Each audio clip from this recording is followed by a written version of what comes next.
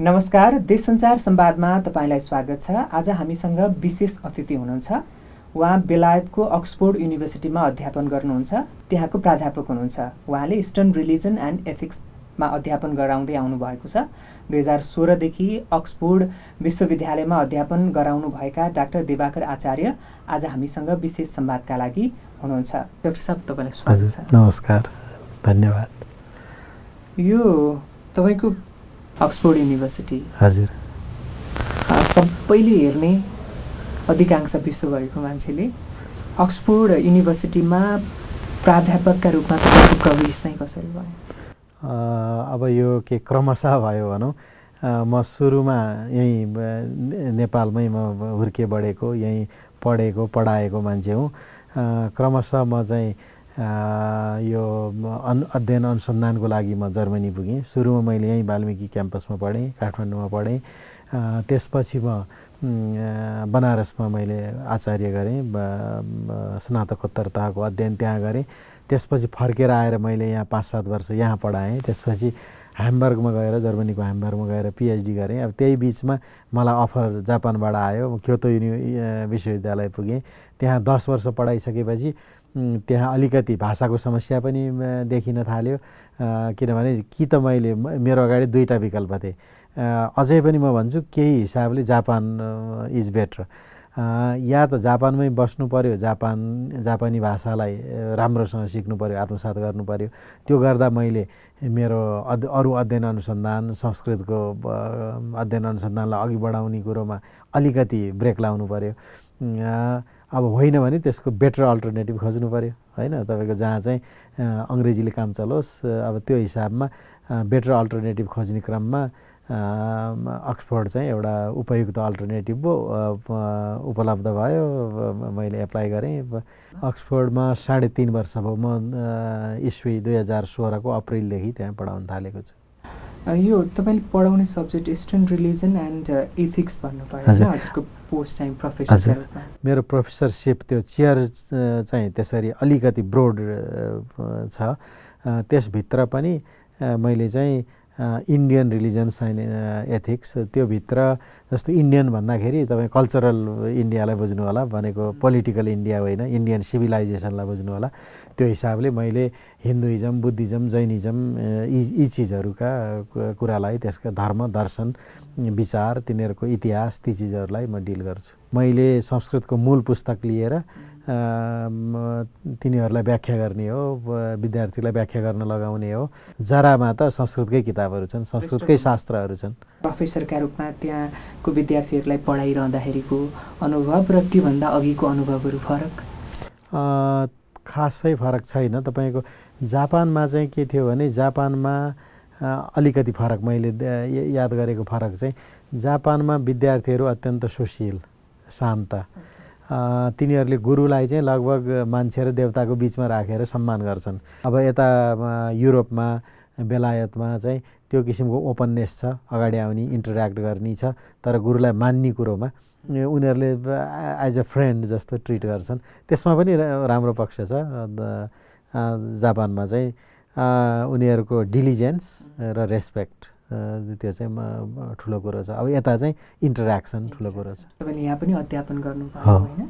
हजुर। यहाँको अध्यापन जुन सिस्टम छ त्यो र तपाईँले अनुभव गरेका जर्मनी, जापान अनि त्यसपछि अहिले आएर बेलायत अक्सफोर्ड युनिभर्सिटीको त्यो फरकपन हामी केमा पछि छौँ, के अघि छौँ कि होइन? पहिलो कुरो त एउटा कुरो यो बिथोलिएको परिस्थितिले गर्दा हो।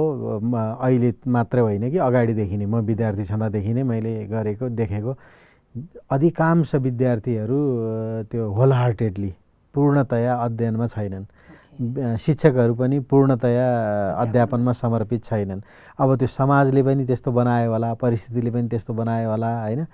तपाईँको एकै ठाउँमा मात्र संलग्न भएर अध्यापनमा मात्र संलग्न भएर पेट नभरिने परिस्थिति पनि होला, होइन? अर्को किसिमको भोलि गएर माथि म अघि बढ्न सक्छु कि सक्दिनँ भन्ने इन्सेक्युरिटी पनि होला। अलिअलि राजनीति गर्नु पर्ला, अलिअलि व्यापार गर्नु पर्ला। अनि पठन पाठन चाहिँ कान्लाको खेती भएको छ नेपालमा धेरै जसो। उतातिर त्यो छैन, एउटा कुरो। अर्को कुरो तपाईँको स्ट्रक्चरली संरचनागत हिसाबले नै पनि हामीले यहाँ जेलाई अध्ययन अध्यापन भनेका छौँ, विश्वविद्यालय भनेका छौँ, त्यो चाहिँ अक्सफोर्डसँग तुलना गरेर हेर्ने हो भने त्यो 10-15% पनि होइन सम्पूर्ण तपाईँको सर्वाङ्गीण विकासको हिसाबले। खासमा हामीले देख्दाखेरिलाई त कलेज गयो, युनिभर्सिटी नै गयो, अनि आयो, पढ्यो, लेक्चर लियो। लेक्चर दिनेले पनि कतिपय बेला त यस्तो हुन्छ कि उसले आफूले पढ्दा गरेको नोट चाहिँ कपी गरेर विद्यार्थीलाई दिन्छ। मैसँग घटित भएको छ यी कुराहरू। नेपालको विश्वविद्यालयीय शैक्षिक प्रणाली छ नि, अनि यसले उत्पादन गर्ने जनशक्तिको भोलिको त्यो त त्यसमा समस्या, हजुर समस्या छ। म यहाँनिर एउटा अर्को प्रसङ्ग जोडौँ। चीनमा म गएँ, चीनमा चाहिँ विश्वविद्यालयहरू धेरै थरीका रहेछन्। उनीहरूले चाहिँ नर्मल युनिभर्सिटी भन्दा रहेछन्। हाम्रो विश्वविद्यालयहरू चाहिँ लगभग चाइनाको नर्मल युनिभर्सिटी हो। नर्मल युनिभर्सिटीले के गर्ने रहेछ भने स्कुलमा कलेजमा पढाउनको लागि जति ज्ञान चाहिन्छ त्यो विधाको त्यति मात्र शिक्षा दिने, नर्मल एजुकेसन दिनेलाई चाहिँ उनीहरूले नर्मल युनिभर्सिटी भन्दा रहेछन्। अनि अरू युनिभर्सिटीहरू चाहिँ अब जस्तो रिसर्चमा फोकस गर्ने अथवा विभिन्न सबै किसिमका आस्पेक्टमा फोकस गर्ने अरू विश्वविद्यालयहरू हुँदो रहेछन्। अनि हाम्रो नेपालकोसँग तुलना गर्दा चाहिँ मलाई लाग्यो हामी कहाँ भएका सबै नै चाहिँ एकसर हो त्यो विधा जान्ने। अब त्यसमा पनि हाम्रो पाठ्यक्रम परिमार्जनै कम हुन्छ। परिमार्जन हुँदाखेरि पनि अब कताबाट कसरी परिमार्जन हुन्छ अप टु डेट हुँदैन। सबै कुराहरू देख्दाखेरि आफूले पहिला पनि गरेको र आफ्नो रुट जोडिएको ठाउँ अनि आफूले पनि सेवा प्रदान गरेको ठाउँमा सुधारका लागि केही गर्नुपर्छ भन्ने त पक्कै आउँछ होला। होइन होइन, अहिले आएको पनि छ। म यसपालि आएको र केही समाजका विभिन्न तहका मान्छेहरूसँग भेटघाट पनि गरेको छु। केही होस् र कुनै किसिमको प्राज्ञिक वातावरण बनोस्। भोलि कमसेकम म 20 वर्षपछि फर्केर आउँदा चाहिँ यहाँ अलिकति प्राज्ञिक वातावरणमा चर्चा परिचर्चाको वातावरणमा बस्न पाइयोस्। त्यो भावनाले र विभिन्न पुस्ताका मान्छेहरूलाई जोडेर यहाँ केही सुरुवात गर्न सकिन्छ कि अन्तर्शास्त्रीय तपाईँको इन्टरडिसिप्लिनरी रिसर्च कुनै किसिमले गर्न सकिन्छ कि भनेर अलिअलि भेटघाट अलिकति जोडजुलुम गर्दैछु। हजुर, कतिको सकारात्मक साथीहरूबाट तपाईँले भेटिरहेको व्यक्तिहरूबाट यसमा सपोर्ट हुन्छ नि, विलिङनेस चाहिँ? हजुर, होइन मैले धेरै नै मलाई आशा छ। एउटा चाहिँ तपाईँको विदेशमा बसिरहेका साथीहरूसँग हाम्रो ब्रेन स्टोर्मिङ केही समय त हामी हरेक हप्ता नै गर्थ्यौँ।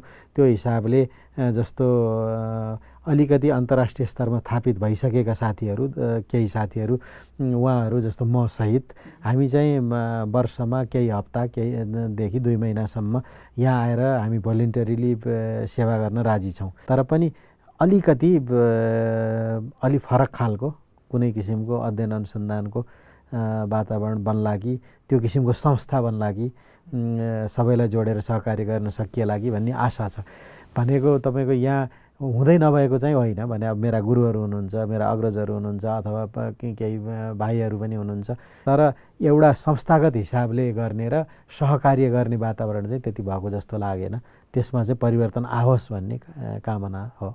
तपाईँले हामीसँगको भेटभन्दा अगाडि नै सरकारको केही रिप्रेजेन्टेटिभसँग भेट्नु भएको थियो जस्तो लाग्छ। उहाँहरूको प्रतिक्रिया चाहिँ? होइन, उहाँहरूको अहिलेलाई प्रतिक्रिया चाहिँ एकदम सकारात्मक छ। मैले सोचेभन्दा छिटो प्रक्रिया नि अघि बढाएको छ। जस्तो प्रदेश 1मा गएको थिएँ, म त्यहाँको मुख्यमन्त्रीजीहरूसँग पनि भेटेको थिएँ। प्रक्रिया अगाडि बढाएको छ, आशा छ। तर मैले उहाँहरूसँग राखेको कुरा पनि के थियो भने यस्तो संस्था गठन गर्नुहोस् जुनलाई चाहिँ बिस्तार पहिले सानो स्केलबाट सुरु गरौँ। त्यहाँ कमसेकम पोलिटिकल अथवा एडमिनिस्ट्रेटिभ इन्टरभेन्सन होस् र बढी से बढी प्राज्ञिक किसिमको वातावरण होस् र त्यहाँ एक किसिमले स्थानीय तहमा यहाँ चाहिँ एउटा वातावरण बनाइदिने, एउटा टेक्ने ठाउँ बनाइदिने हो भने संसारका विभिन्न डिपार्टमेन्टबाट विभिन्न विश्वविद्यालयहरूबाट जोडिने मान्छेहरू हामी खोज्न सक्छौँ। त्यसमा कतिपय साथीहरूले वचनबद्धता नै पनि दिइसक्नु भएको छ। अब अर्कोतिर चाहिँ तपाईँको हामीले विज्ञानलाई नकार्न मिल्दैन, आधुनिकतालाई नकार्न मिल्दैन, तर हामी आधुनिकताको दास पनि हुनु छैन होइन।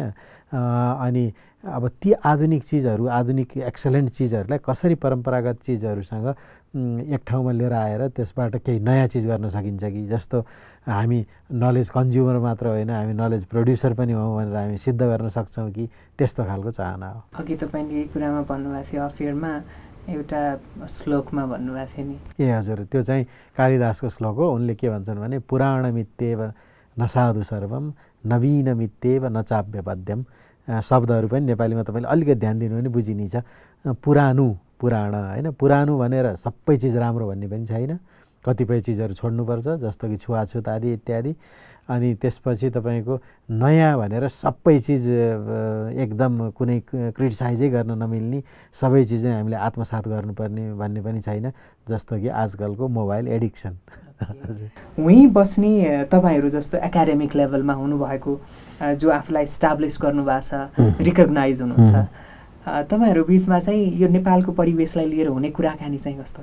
होइन, त्यो यसमा तपाईँले अघि निकाल्नु भएको कुरोमा नेपालको बारेमा मतलबै नहुने भन्ने कुरो कसलाई हुनसक्छ, हामी त्यसमा सजग हुनुपर्छ र त्योबाट बचाउनुपर्छ।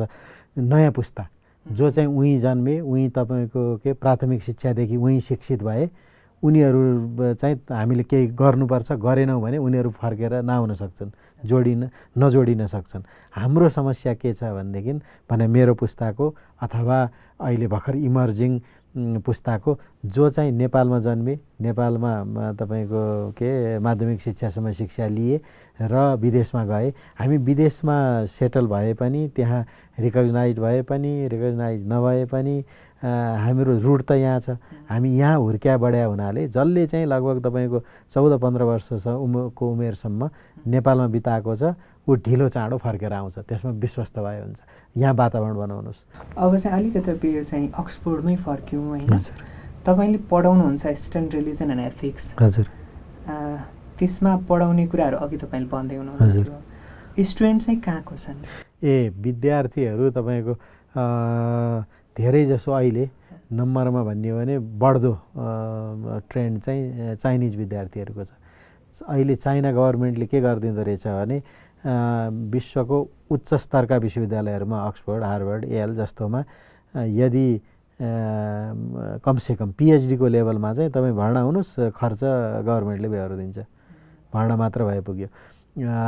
त्यो भयो। अब उनीहरूको अरू हिसाबले पनि उनीहरू धनी हुँदैछन्, त्यसकारण चाइनिज विद्यार्थीहरू प्रशस्त आइरहेछन्। अब मेरो विषयमा चाहिँ भारतीयहरूको पनि चाख छ, उनीहरू पनि आइरहेछन्। त्यहाँभित्र पनि कतिपय मान्छे चाहिँ कस्ता आएका छन् भने यता आइटी सेक्टरमा, इन्जिनियरिङ सेक्टरमा उनीहरू सफल भए, कुछ त पैसा कमाए, उनीहरूसँग विभिन्न पेटेन्ट राइटहरू छ, उनीहरूलाई फर्किन मन लाग्यो, आफ्नो धर्म संस्कृति जान्न मन लाग्यो, उनीहरू फर्केर आएर भोलि कुनै जागिर पाउने गर्ने अपेक्षा छैन, उनीहरू वेल अफ छन्, त्यसपछि पढ्न आउने पनि छन्। अर्को चाहिँ तपाईँको योग, अहिले जुन योगले एउटा किसिमको के पिआरको काम गरेको छ, त्यसले गर्दा पनि संस्कृत पढ्न आउने मान्छेहरू छन्। र भन्नुपर्दा नागरिकको हिसाबले चाहिँ संस्कृतको क्षेत्रमा अथवा यो खालको पूर्वीय धर्मदर्शनको अध्ययनको क्षेत्रमा मात्र होइन, उच्चतम क्षेत्रमा अध्ययन अध्यापनमा आउने, अक्सफोर्ड विश्वविद्यालयमा आउने चाहिँ ब्रिटिसभन्दा नन ब्रिटिस बढी छन्। हजुर, युरोपियन छन्, अमेरिकन छन्, चाइनिज छन्, इन्डियन छन्। सम्प्रेषणको माध्यम चाहिँ अङ्ग्रेजी भयो, पढ्ने चाहिँ संस्कृतै हो। हजुर, संस्कृत मात्र होइन, संस्कृत, पाली, प्राकृत। अर्को एउटा मैले भन्नुपर्ने प्रसङ्ग के छ भने हामीले जब पूर्वीय धर्मदर्शन सांस्कृतिक अध्ययन भन्छौँ, नेपालमा चाहिँ एउटा यो गलत राजनीतिले गर्दा संस्कृत भर्सस यो के जनजातिको कल्चर, जनजातिको संस्कृति यो खालको छ। संस्कृतसँग जनजातिका सांस्कृतिक अभियन्ताहरूको एक किसिमको द्वेष कहिलेकाहीँ देखिन्छ। तर विदेशमा चाहिँ के हुन्छ भने यो समग्रमा दक्षिण एसियाको अध्ययन भन्नुहोस् या होइन भारतीय सभ्यताको अध्ययन अथवा चिनिया सभ्यताको अध्ययन भन्नुहोस्, यी सबै चिज त्यहाँ जोडिएर आउँछन्। वास्तविकता के छ भने हाम्रो संस्कृतको धेरै धरोहरहरू नेवारले बचाइदिएका छन् होइन। हाम्रो अभिलेखालयमा भएका अधिकांश उत्कृष्ट किताबहरू उनीहरूले सारेर राखिदिएर जोगिएका हुन्। अब अर्कोतिर तपाईँको अरू जनजातिका भाषा संस्कृतिको उत्थानमा पनि संस्कृतको त्यत्तिकै योगदान छ। मैथिलमा भन्नुहोस्, तिब्बती संस्कृतिको विकासमा भन्नुहोस्। सर्वप्रथम त कतिपय मान्छेले संस्कृतलाई भाषा मात्र भनेर बुझ्छन्, त्यसपछि बुझ्यो भने धर्म संस्कृतिको अथवा पौरोहित्यको कर्मकाण्डको भाषा भनेर बुझ्छन्। संस्कृतभित्र अघि मैले भने जस्तै आधुनिक शिक्षा आउनुभन्दा अगाडि हाम्रा चाहे त्यो हाम्रो डक्टरी भने आयुर्वेद थियो, हाम्रो इन्जिनियरिङ भनेको वास्तुकला शिल्पकलाहरू थिए। अहिले पनि तपाईँको आयुर्वेद हाम्रो जनजीवनमा छ, त्यसको विकासको लागि संस्कृत आवश्यक छ। अब वास्तुकलामा पनि जस्तो तपाईँको पहिले का वास्तुशिल्पहरू, मठ मन्दिरहरू, तिनीहरूमा एउटा सौन्दर्यको भावना पनि थियो। आज हेर्नु त त्यो बिस्तारै बिस्तारै सौन्दर्यको भावना त त्यो सिमेन्ट र कङ्क्रिट जस्ता काठमाडौँमा पनि धेरै देख्छु। सौन्दर्यको केही भावनै छैन। यी चिजहरू, यी सबै चिजलाई समेटेर समन्वयात्मक रूपमा जानको लागि पनि संस्कृत र संस्कृत भनेको शास्त्र हो होइन। संस्कृत भनेको नलेज सिस्टम हो, परम्परागत सबै विधाहरू को माध्यम हो। संस्कृतलाई जुन भाषा मात्रै होइन अथवा ऊ मात्रै होइन भन्ने बाटोमाथि उठाउन त्यहाँभित्र भएको ज्ञान विज्ञान र त्यसको जुन एजुकेसन भ्यालु छ, त्यसको हाम्रो लाइफस्टाइल संस्कृतिसँग जोडिएको जुन त्यो भ्यालुलाई आम जनस्तरमा सहजसँग बुझाउनलाई सकिन्छ सकिन्छ भन्ने ठान्छु म।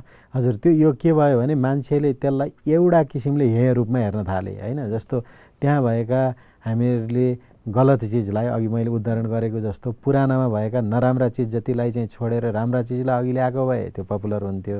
हामीहरूले त्यो गर्न नसकेर हो, त्यो गर्न सकिन्छ। हामीले जुन चिज छोड्दै छोड्दै गयौँ, हजुर, त्यो चिजलाई त प्रिजर्भ गर्नुपर्छ, यसलाई अझ फैल्याउनुपर्छ भनेर पढ्न आउने तपाईँले नै भन्नुभयो चाइनिजहरू बेसी छन्। अनि त्यसपछि नेपाली स्टुडेन्टको नाम त सायद त्यो युनिभर्सिटीमासम्म नपुगेर पनि होला तपाईँको उसमा। हामीले बिस्तारै छोड्दै गएको चिज हाम्रै चिज हो नि। हजुर, हो होइन। हामी कहाँ एउटा समस्या यो खालको मानसिकतालाई चाहिँ बदल्नु आवश्यक छ कि हामी चाहिँ बढ्ता आधुनिक चकाचौँधतिर हामी मुखातिब छौँ। आवरण बाहिरी कुरामा, बाहिरी बोक्रे कुरामा, संस्कृतिमा पनि धर्मको कुरोमा पनि के छ भनेदेखि तपाईँको हाम्रो धर्म संस्कृतिको मूल चुरो थियो आत्मसंयममा, आत्मनिर्माणमा थियो। अहिले चाहिँ तपाईँको पुराणका कथाहरू भन्ने, अब तीभित्र रुमल्लिने, अनि त्यो मान्छे त धेरै ठुलो धार्मिक हो बनाउने, यतैतिर मात्रै धर्मको पनि ध्यान छ। मान्छेले आफू जस्तो मान्छे धर्म गरिरहेछ, मठ मन्दिर धाइरहेछ, पुराण लगाइरहेछ, तर ऊ यति रिसा छ अथवा यति इगोइस्टिक छ, अहङ्कारी छ, त्यो धर्मले काम गरेको छैन। ऊ धर्मको नाममा समेत ऊ दुर्व्यसन पालेर बसिया छ। धर्मको काम त के हो भने कसरी समाजमा राम्ररी बाँच्ने, कसरी आफूभित्र भएका पोटेन्सियलहरूलाई कसरी एक्चुअलाइज गर्ने, यी चिजहरू हो हाम्रो धर्मको मूल त। अर्को कुरो मैले जस्तो देखेको, जापानमा पनि देखेँ, आफ्नो कुरोमा गर्व गर्नुपर्छ र परम्परा र आधुनिकतालाई चाहिँ साथै लानुपर्छ भन्ने भावना उनीहरूमा छ। जस्तो एकचोटि मिडियामा आएको थियो, जापानले कुनै रकेट प्रक्षेपण गर्दै थियो, त्यो रकेटको अगाडि बसेर चाहिँ सिन्तो प्रिस्टले त्यहाँ पूजा गर्दै थियो। त्यो कुरोमा कसैले प्रश्न उठाएन। नेपालमा भए त्यो अति रूढिवादी अप्रगतिशील कार्य हुन्थ्यो। अक्सफोर्डमा कलेजहरूमा बेलुका खाना खाने बेलामा उनीहरूले ल्याटिन भाषामा ग्रेस पढेर खान्छन्। त्यो मात्र होइन, तपाईँको उनीहरूले त्यसलाई प्रिजर्भ गरेका छन् ल्याटिनलाई चाहिँ। ल्याटिन भने उनीहरूको संस्कृत हो होइन, ल्याटिन भाषा। विश्वविद्यालयको फर्मल कार्यक्रम हुँदा चाहिँ उनीहरूले त्यो फर्मुलाहरू, प्रेजेन्टेसनहरू सबै ल्याटिनमा पढ्छन्। बिचमा जस्तो पेपर प्रेजेन्ट गर्ने बेलामा इङ्ग्लिसमा गर्छन्, जस्तो भाइस चान्सलरले आएर भाषण गर्ने बेलामा इङ्ग्लिसमा गर्छ, तर बिचबिचमा त्यो जो मास्टर अफ सेरेमनी हुन्छ उसले ल्याटिनमा गर्छ। जस्तो कन्भोकेसन हुँदा अथवा सिनेट बस्दा त्यो हुन्छ। उनीहरूले त्यसलाई एउटा रूपमा सुरक्षित राखेका छन्। हामी कहाँ तपाईँ सोच्न सक्नुहुन्छ संस्कृतमा होस् ती चिजहरू। यो मानसिकतालाई चाहिँ बदल्नु आवश्यक छ। मेरो पालो आउँदा मैले चाहिँ डिनरको हेड अफ द टेबल हुँदाखेरि चाहिँ संस्कृतमा भन्न पाउँछु भनेका छन्। अनि हाम्रो जस्तो दीपावली अथवा दसैँको बेलामा हामीले त्यहाँ स्पेसल डिनर गर्दाखेरि चाहिँ मैले संस्कृतमा यी चिजहरू पढ्न पाएको छु। तपाईँले पढ्नु भएको चाहिँ यहीँ काठमाडौँमै? सुरुमा हजुर म यी सामान्य स्कुलमा पढेको पशुपति देवबत्तनमा शारदा निम्न माध्यमिक विद्यालय थियो त्यो बेलामा 7 कक्षासम्म त्यहाँ पढेँ। त्यसपछि रानीपोखरीमा संस्कृत माध्यमिक विद्यालय दरबार हाई स्कुलको तल त्यहाँबाट एसएलसी पास गरेँ। त्यसपछि वाल्मिकी विद्यापीठबाट मैले उत्तर मध्यमा त्यो बेलामा इन्टरमिडिएट र ब्याचलर चाहिँ त्यहाँबाट गरेँ। त्यसपछि बनारस गएँ 3 वर्ष त्यहाँ मास्टर गरेँ। त्यसपछि फर्केर आएर मैले यहाँ 7 वर्ष यहाँ पढाएँ, लगातार पढाएँ 50 सालदेखि 56-57 सालसम्म। अनि त्यसपछि पिएचडी गर्नको लागि र सँगसँगै म खासमा चाहिँ रिसोर्स पर्सन भएर गएको थिएँ। त्यो सँगसँगै मैले आफ्नो अनुसन्धान पनि गरेँ र ह्याम्बर्गबाट पिएचडी गरेँ। अनि त्यसपछि चाहिँ 2006मा 6देखि 16सम्म क्योतो युनिभर्सिटीमा बसेँ। अब बिचबिचमा अरू विश्वविद्यालयहरूमा भिजिटिङ फ्याकल्टी भएर गएको छु। त्यसपछि 16बाट चाहिँ यता अक्सफोर्डमा लागेँ। संस्कृतमा तपाईँ सुरुमा लाग्नु भएको चाहिँ आफ्नो कन्सियस डिसिजनले हो कि आफ्नो बुझेर हो कि? होइन, त्यसमा सुरुमा त तपाईँको अब एक किसिमले खासमा पछि मेरो छोराछोरी हुर्किने क्रममा मैले देखेँ हामीहरूको इन्डाइरेक्ट लर्निङ, मेरो इन्डाइरेक्ट लर्निङ चाहिँ बच्चा बेलामै अनकन्सियस नै। जस्तो अब बुवा आमाले बिहान बेलुका संस्कृतका श्लोकहरू पाठ गर्नुहुन्थ्यो होइन, त्यो बच्चाले टिप्छ नि, त्यो खालको बेलादेखि नै मेरो इन्डाइरेक्ट लर्निङ अफ संस्कृत चाहिँ त्यहीँबाट सुरु भयो। पछि बिस्तारै अघि बढ्दै जाँदा यो क्षेत्रमै लागेरै म केही गर्छु भन्ने भावना पनि आयो। जुन संस्कृत भाषा साहित्य र संस्कृत कल्चर हुन्छ नि, योसँग तपाईँको लगाव चाहिँ हुर्किने क्रममै भयो भन्नुभयो। तपाईँको पक्कै सन्तान हुनुहुन्छ, उहाँहरूले पढ्दै हुनुहुन्छ अथवा आफ्नो ठाउँमा हुनुहुन्छ, उहाँहरूमा तपाईँबाट हुन्छ नि यो उहाँहरूको लगाव चाहिँ कस्तो छ? होइन हो, यहाँनेरि अहिले मैले भने नि म यहाँ केही गर्न चाहन्छु, त्यसमा मेरो स्वार्थ भनेको यस्तो खालको प्रोग्राम भयो भने मेरा छोराछोरीले पनि यी चिजहरू त्यो वातावरणमा एउटा नयाँ वातावरणमा सिक्लान्। अलिअलि चाख छ, जस्तो त्यही अघि भने जस्तो इन्डाइरेक्ट लर्निङको हिसाबले उनीहरूले केही श्लोकहरू घोक्या होलान्। छोराले चाहिँ कहिलेकाहीँ उसले चाख पनि लिन्छ। जस्तो म चाहिँ यत्तिकै खाली बस्दा संस्कृतको श्लोक गुनगुनाउँछु, अनि कहिलेकाहीँ चाहिँ मैले त्यो संस्कृतको श्लोक आधा मात्र गुनगुनाएर छोड्छु होइन। उसले त्यो टिप्या हुन्छ, उसले घोक्या हुन्छ, अनि उसले किन त सधैँ आधा मात्रै गुनगुनाउँछ, अर्को आधा के हो भन्छ, कहिलेकाहीँ सोध्छ। केही किसिमको चाख छ, तर he is going to specialise in IT and physics and math होइन, ऊ ए लेभलमा पुगेको छ। हामी छोराछोरीमा बढी जोड दिइरहेछौँ। हाम्रो संस्कृत परम्परामा चाहिँ एउटा छ वंशोद्विधा। वंश चाहिँ 2 प्रकारको छ, लिनेज भने 2 प्रकारको हुन्छ। एउटा पितृवंश, अर्को विद्यावंश। एउटा चाहिँ रगतको नाता, अर्को चाहिँ गुरु शिष्यको नाता। यदि मैले राम्रो शिष्य उत्पादन गर्न सकेँ केही, अथवा शिष्य भन्ने पनि फर्मल्ली नै त्यो के जनै लगाइदिने, टुपी राखिदिने, कान फुक्ने नै मात्र होइन, फर्मल्ली या इन्फर्मल्ली त्यो खालले मोटिभेटेड केही मान्छे मैले जन्माउन सकेँ भनेदेखि that would be my success. सफलता मिलोस्। र अनि यो नेपालको विश्वविद्यालय सिस्टम को अध्ययन र अनि यो जुन हामीले गर्नुपर्ने तपाईँहरूले जुन अन्तर विषय हुन्छ नि, अन्तरशास्त्रीय त्यो मिलाउने प्रयास गरिनु जुन थाल्नु भएको छ, त्यसमा नि सफलता मिलोस्। धेरै धेरै शुभकामना त्यसको लागि। हामीलाई समय दिनुभयो। र अन्तिममा केही अब आउने सपना केही छ भने? होइन, त्यो सपना त मलाई तपाईँले अलिकति फिलोसोफाइज गर्यो भन्नु होला। म चाहिँ के भन्छु भने यदृच्छा लाभ सन्तुष्ट। संस्कृत शब्दमा भन्नुपर्दा जे मिलेको छ त्यसमा खुसी हुन सिक्नुपर्छ हामीले। जस्तो म अघि नै भने एकदम हम्बल ब्याकग्राउन्डबाट माथि उठेर आएको मान्छे हो। म अक्सफोर्ड विश्वविद्यालयमा पुग्छु भनेर संस्कृत पढाए पनि होइन। हामीले तपाईँको जे छ त्यसमै सीमित भएर तिनै सीमित भएर साँगुरिएर बस्नुपर्छ त्यो पनि होइन। त अत्यन्त असन्तोष गरेर रुग्ण हुनुपर्छ, मानसिक रोगी हुनुपर्छ भन्ने पनि छैन। त्यसकारण जे मिलेको छ त्यसमा गर्व गर्न सक्नुपर्छ, खुसी हुन सक्नुपर्छ। र योभन्दा अलिकति राम्रो केही हुन्छ भने भनौँ न तपाईँको मानसिक कुनै किसिमको पीडा नभइकन, कुनै क्लेश, मानसिक क्लेश नभइकन अघि बढ्न सकिन्छ, केही अलिकति राम्रो त्योभन्दा गर्न सकिन्छ भने अगाडि बढ्ने हो। तर नभएमा पनि केही कोही गिला नै त्यो हिसाबले अघि बढ्दा चाहिँ हामी सन्तुष्ट हुन सक्छौँ, साँच्चीकै अघि बढ्न पनि सक्छौँ जस्तो मलाई लाग्छ। धेरै धेरै धन्यवाद।